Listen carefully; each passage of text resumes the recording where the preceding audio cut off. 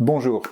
Avant de vous parler du sujet du jour, un grand merci à la Fondation Van Gogh Europe pour son soutien à cette chaîne.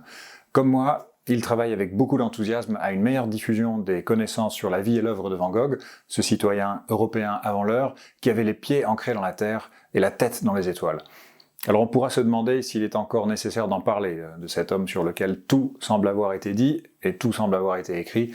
Et pourtant, il reste encore beaucoup de choses à explorer, à expliquer, à préciser, surtout quand il faut revenir sur quelques petits malentendus particulièrement persistants, parfois mis au monde avec les meilleures intentions, comme dans ce cas d'école, qui était la grande exposition Van Gogh de 1937.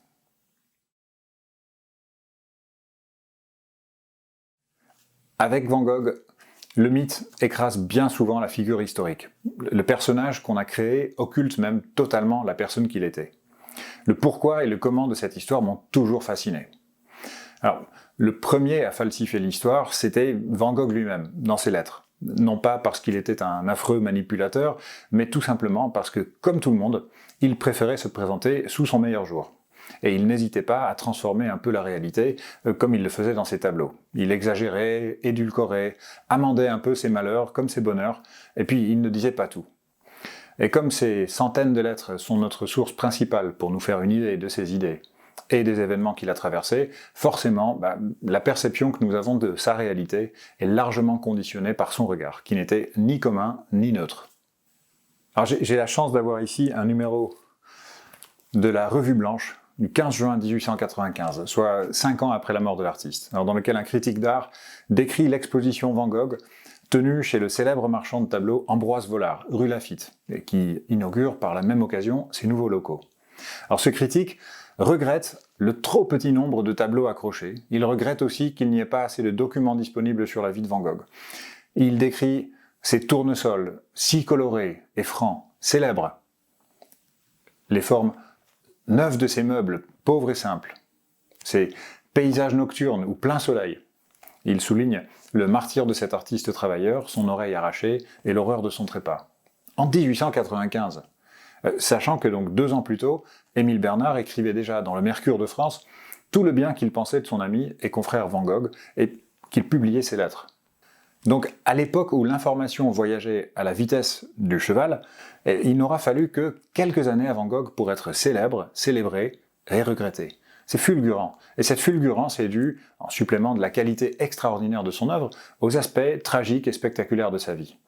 Pour être époustouflant, ces tableaux n'ont pas eu besoin de son suicide ou du fait qu'il se tranche une oreille, mais il est indéniable que ces faits divers ont tout de même sacrément vitaminé sa renommée.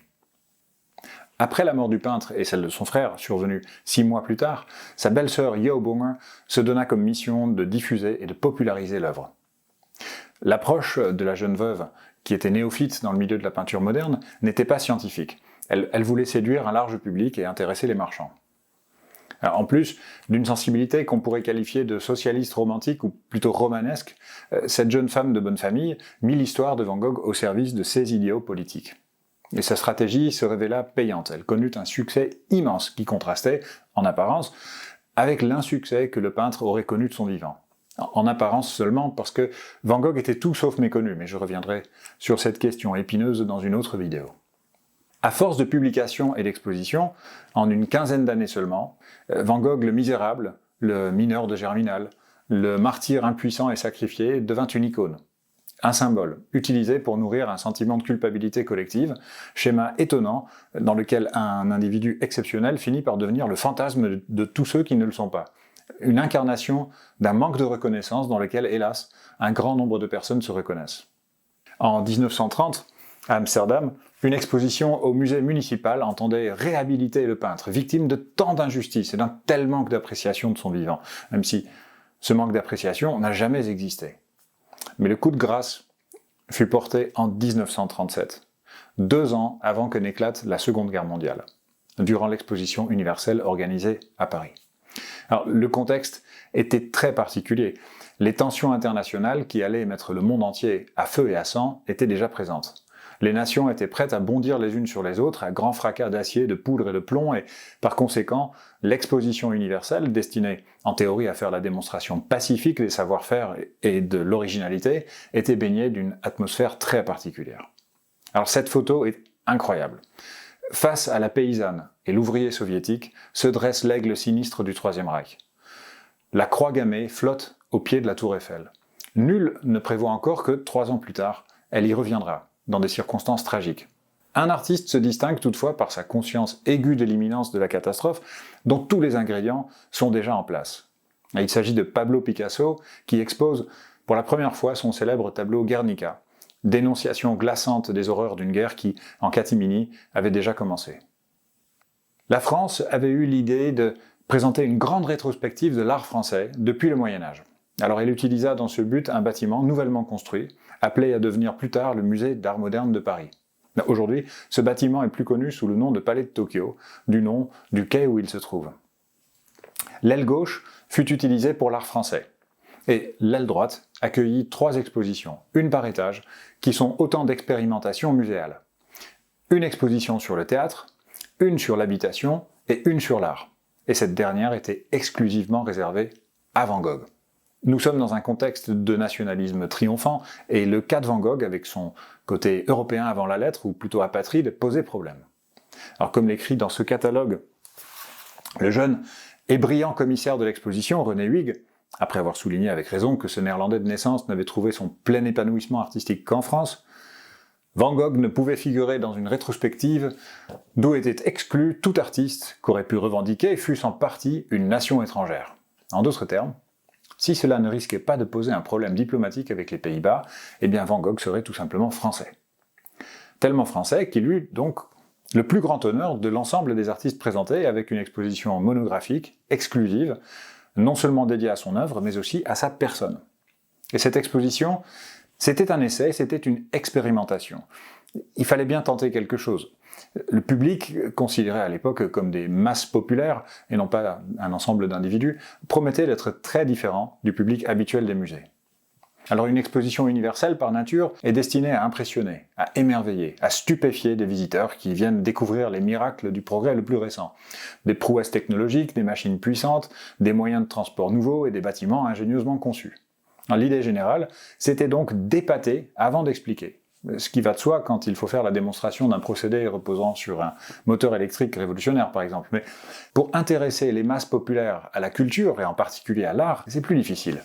Les tableaux, les sculptures, hélas, la plupart des gens s'en foutaient dans les années 30, d'ailleurs ils s'en foutent toujours. Pour attirer du monde, il fallait donc une belle histoire. Et dans ce contexte, l'histoire de Van Gogh était idéale, quitte à en exagérer encore un peu plus les contours, le centre et puis pourquoi pas le sens.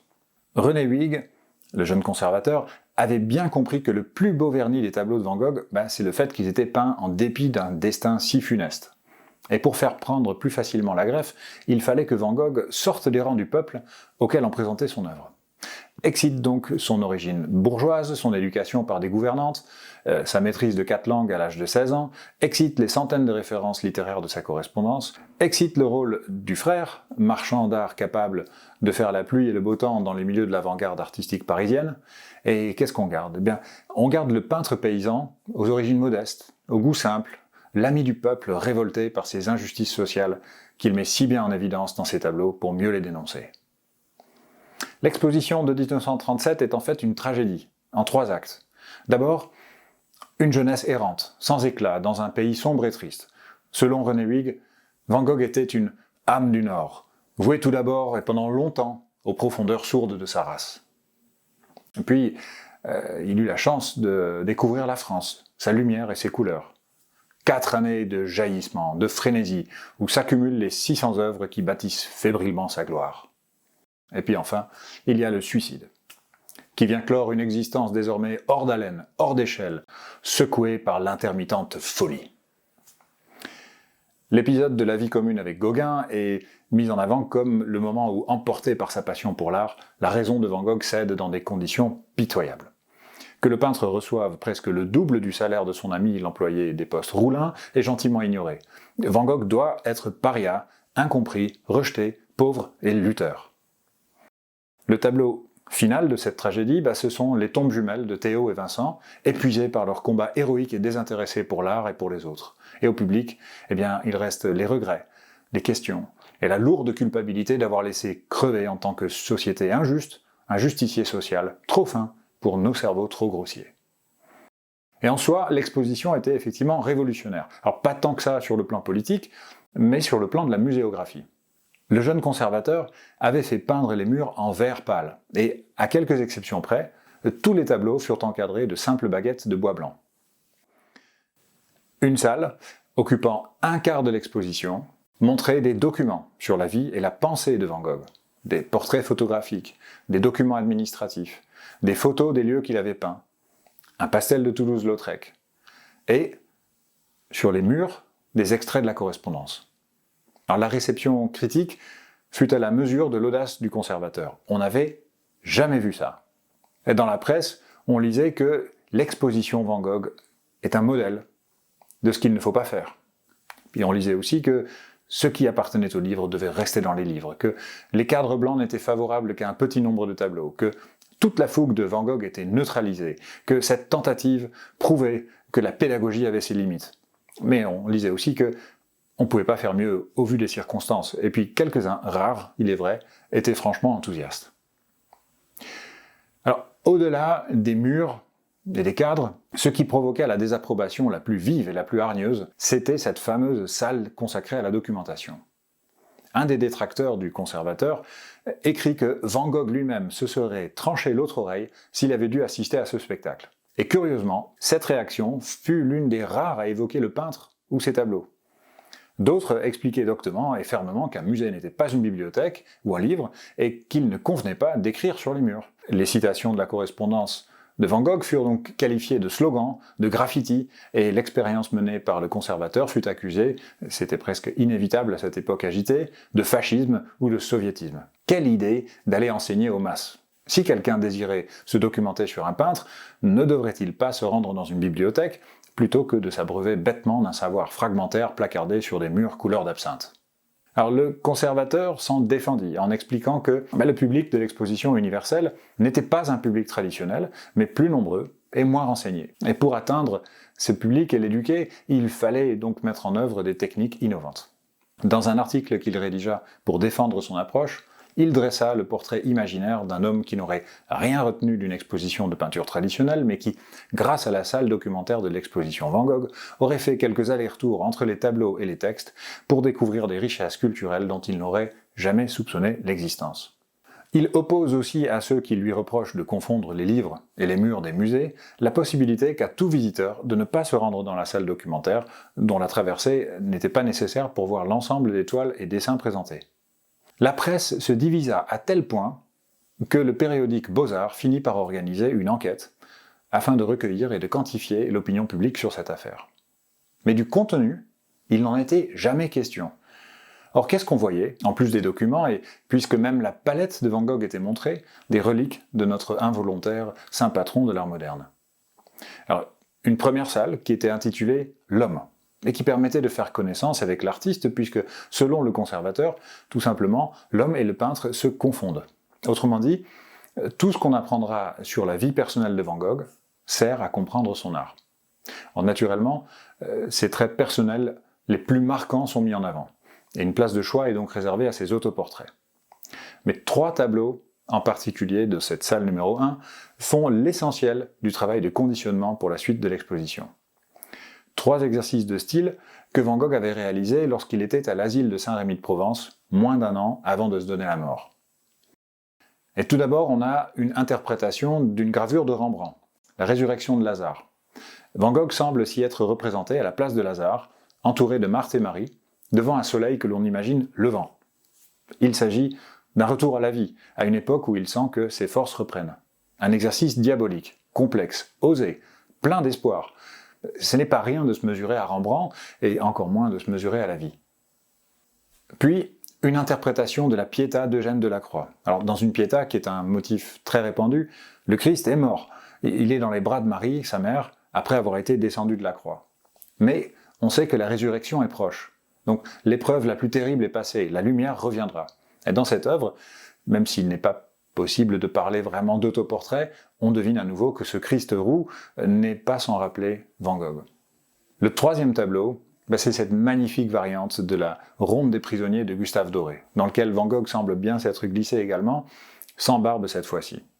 Le sentiment d'étouffement y est palpable, et l'urgence d'en sortir colle parfaitement à son envie croissante de quitter l'asile pour retourner à Paris avec la perspective de s'installer dans un environnement calme.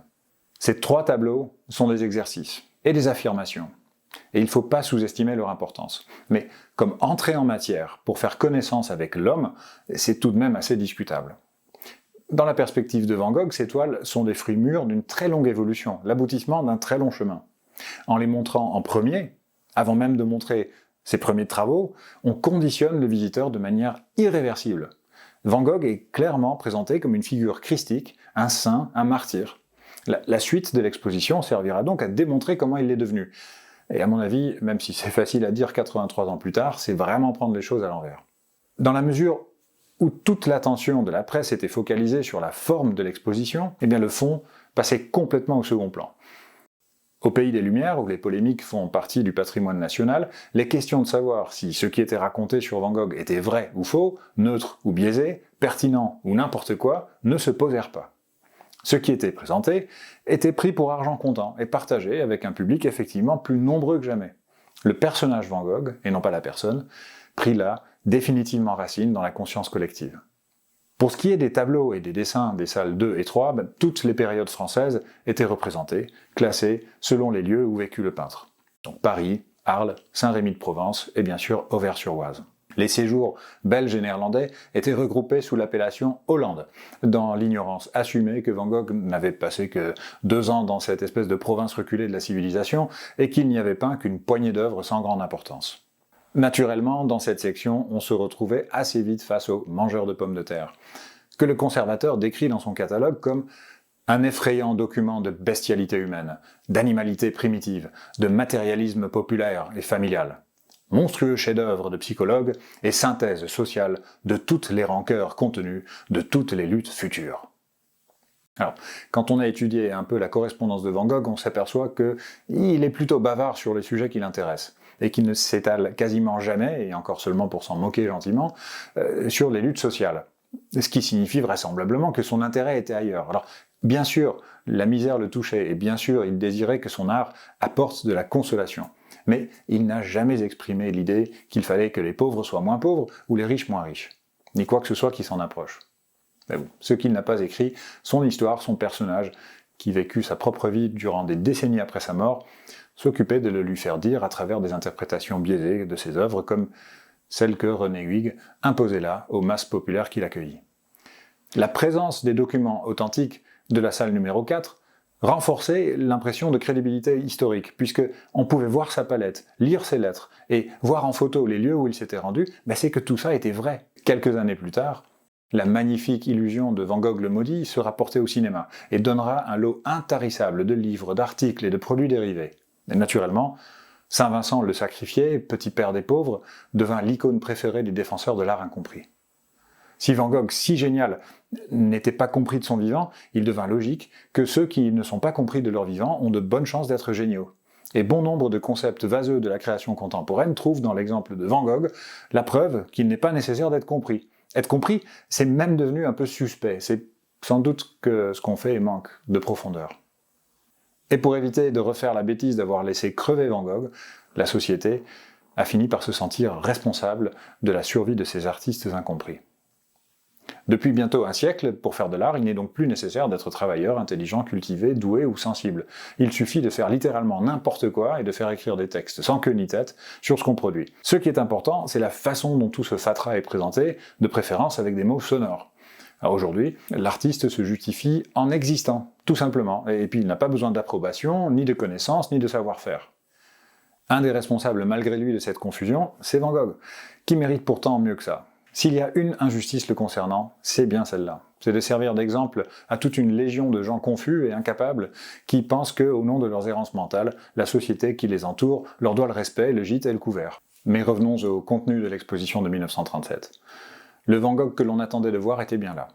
Passage subtil entre la Hollande et les moulins de la butte Montmartre. Les chaussures usées, qui témoignent du chemin parcouru avec difficulté.